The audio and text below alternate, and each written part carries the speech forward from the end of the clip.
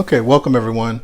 Today I'm going to do a quick video on how to make German's chocolate cake. The first thing you want to start out with is going to be one package of German's sweet chocolate, which looks like this.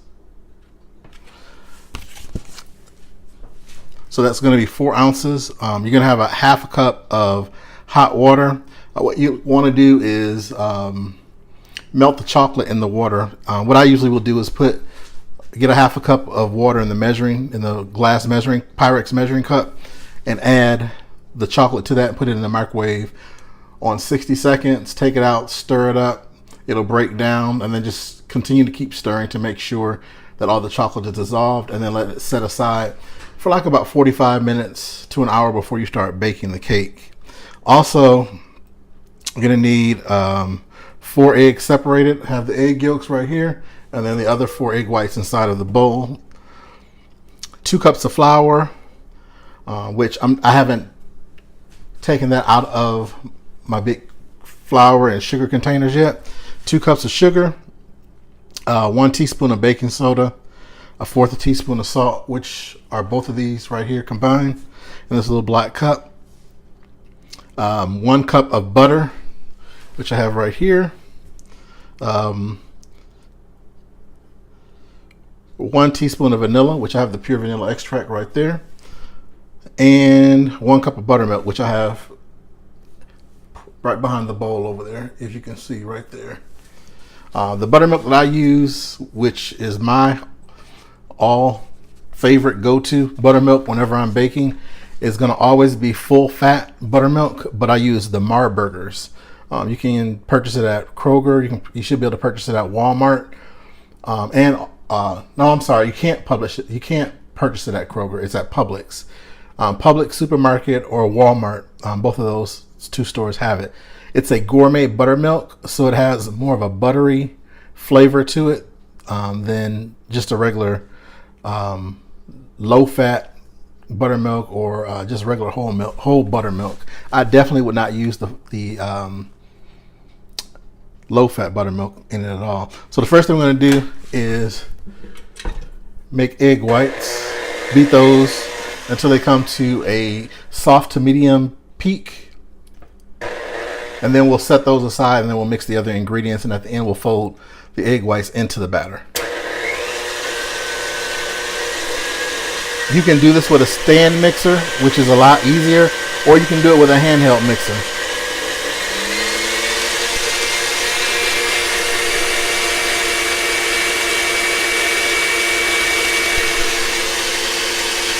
Alright, so as you can see, the egg white has soft peaks. I'm going to go ahead, take those out. You don't want to beat them to stiff because we want to be able to fold them into the batter. So what I'm going to do is set these aside. I'm going to put them in this bowl right here.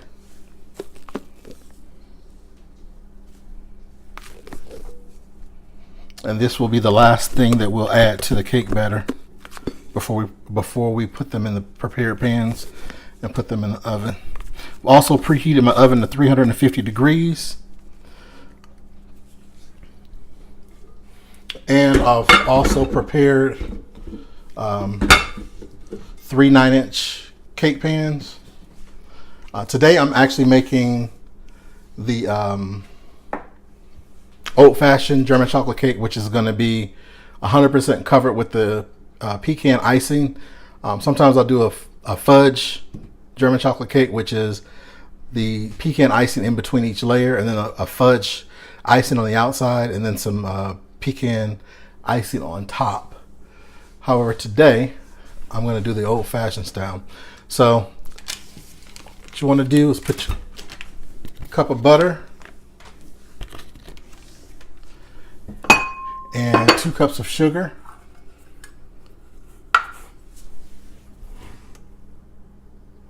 So 1 cup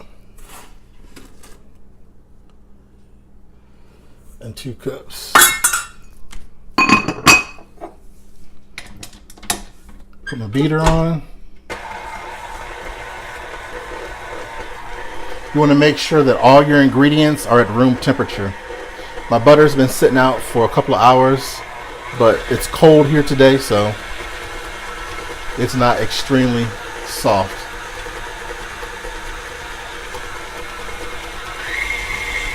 Just want to go ahead and get that broken down. Give it about 5 minutes to let it break down until it gets creamy and light in texture. So now that the sugar and butter have been thoroughly mixed, like I said before, it's going to be a lighter, creamier color. It looks like wet sand. What I'm going to do now is go ahead and add the egg yolks in.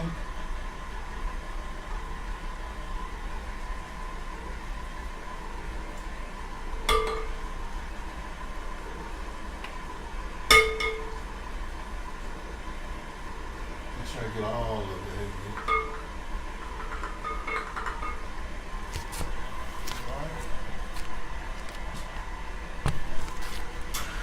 Go ahead and beat that up. Now you should really start seeing the creaminess. Which is called creaming the butter and the sugar together. I have my vanilla flavoring. This is actually a really, really large bottle. I used to buy it from the restaurant warehouse supply store. So you can't find it this big in the regular grocery store. But if you do a lot of baking, it's definitely worth getting one of these because it lasts a long time. So as you can see, the egg yolks and the sugar and butter mixture has become really creamy and it's going up the sides. What I'm going to do now is go ahead and scrape the sides down, and I'm going to go ahead and add the vanilla flavoring. And then after I add the vanilla flavoring, I'm going to go ahead and add the German chocolate, melted German chocolate mixture.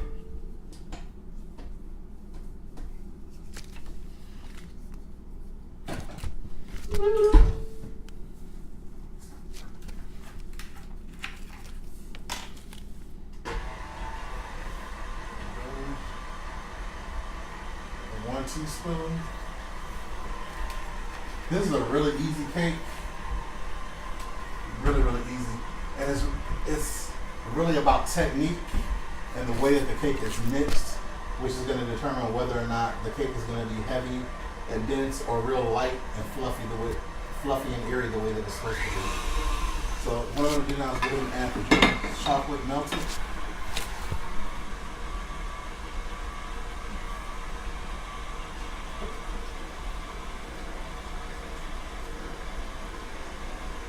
Let that cream together.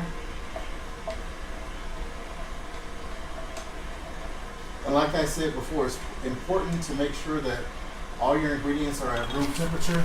That way they will combine a lot easier if they're not at room temperature, especially the butter and the eggs, and they won't combine correctly and the cake won't bake properly. So go ahead and get this mixed together. All right, so now the chocolate has been incorporated into the sugar and butter mixture. What I'm going to do now is go ahead and measure out my flour. It's 2 cups.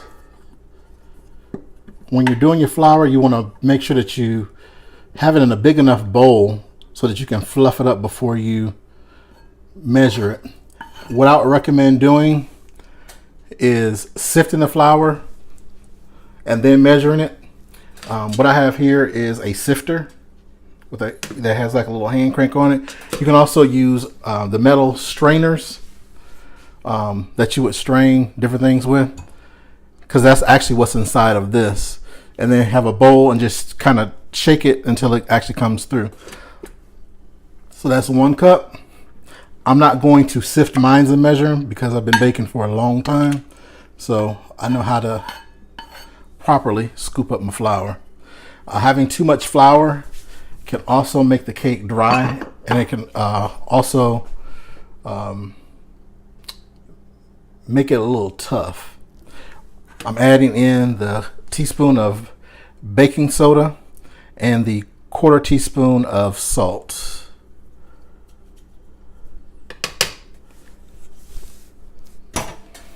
I'll go ahead and sift this in.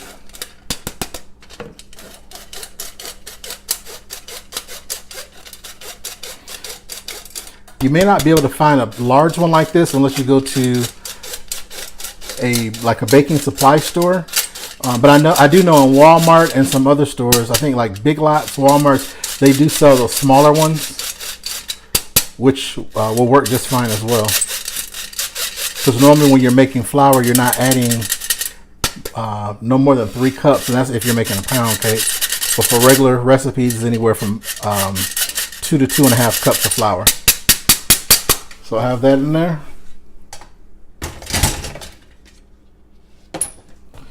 And what I'm going to do is alternate the flour mixture with the buttermilk mixture, or buttermilk period, until it's combined. So when you're doing this, you want to make sure that your mixer is on low, very low. What I would recommend doing if you're new to baking is at this point, once you've creamed the butter and the chocolate and the sugar together, I wouldn't even use the mixer. I would just get a rubber scraper like this and just mix the flour and the milk in there alternately that way, so that you're not over mixing the batter. Because if you do over mix the batter, the cake is definitely going to be tough. So whenever you're making cakes, you always want, in order to have a softer crumb, you always want to make sure that you're not over mixing. So what I'm going to do is go ahead and put some flour in here.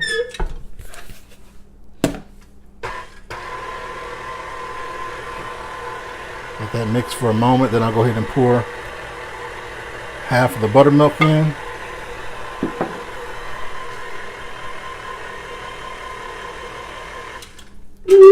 Stop it. Scrape it down.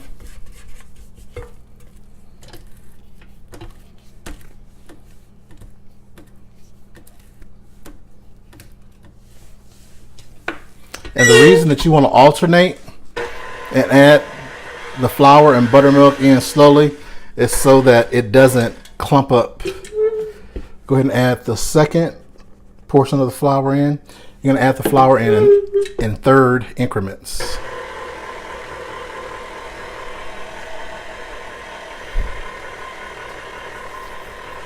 All right, so I'm going to go ahead and add the last of the buttermilk. You always want to start with flour and end with flour. And then here's the remainder of the flour.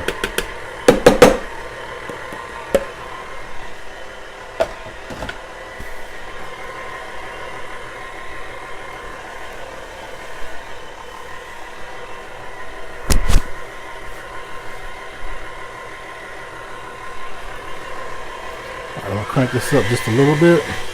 That looks good.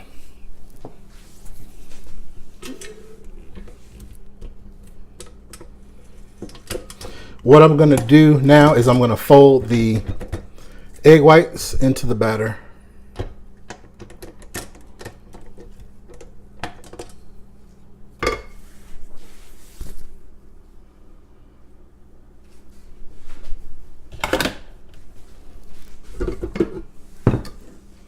See how there's still some flour left in there? So what you want to do is fold your bowl to make sure that you get anything that's at the very bottom. So you want to fold the mixture. Doing this by hand, by adding the flour and sugar, will definitely prevent that from happening. So what I'm doing now is I'm going to add just a little bit of the egg whites in there to kind of lighten the batter up a little bit.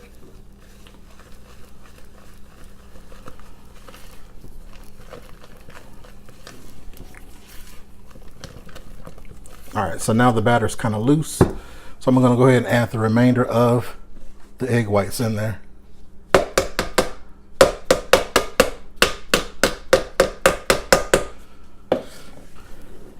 And I'm going to fold them. Folding them basically means that you come into the middle and fold them over. You keep coming to the middle, fold it over, come into the middle, fold it over, and so on and so forth. Go around the bowl in the middle, around the bowl, the middle. You get the gist of it. And you want to be very careful because you don't want to deflate the egg whites. What this does is it makes the batter a lot lighter when it bakes. And you don't have to worry about the egg whites. You don't have to worry about making sure all the egg whites are gone, because it'll be just fine. Now, look how creamy and smooth that batter is, and light. All right, so I have my prepared pans, which I have 3. This has been prepared with my homemade pan grease, which is this, or you can use the baking spray, which this pretty much is the same as the baking spray. It's just oil shortening and flour. Does an excellent job for these cakes. I weigh all my cake batter. Here's some scale so that I make sure that I have even layers. You don't have to, but that's what I like to do. So balance the scale out at 0. And this batter makes 3 pounds of batter. So I'm going to do 1 pound.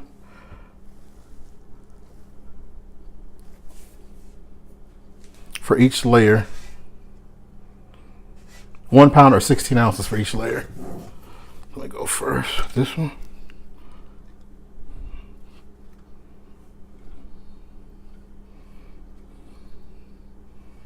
All right.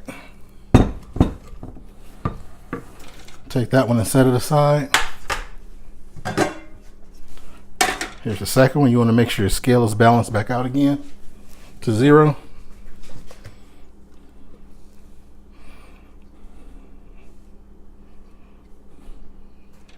All right.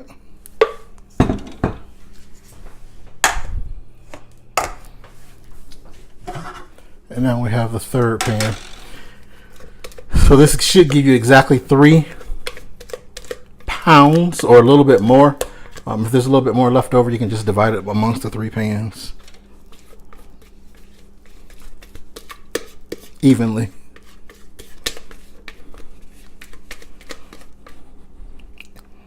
Yep, and it is. So that's about how much is left over. So I'll put the little extra here in this pan. A little extra in this pan.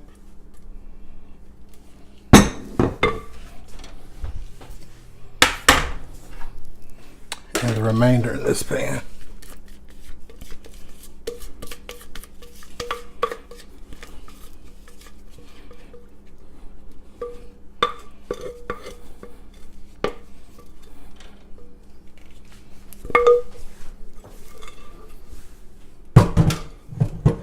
All right, so now what I'm going to do is make sure that the batter is spread even. My battery died with the other video. So basically what you're doing is putting them in the oven for about 25 to 27 minutes on 350. And then we'll be back. All right, so here's the finished layer, one of the finished layers that I have.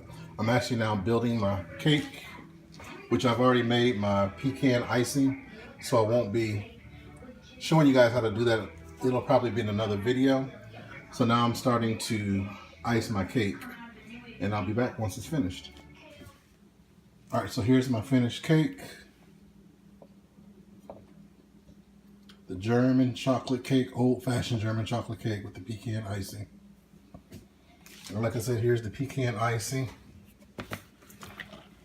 with pecans and coconut, and a homemade custard. Hope that you enjoyed the video, and see you next time.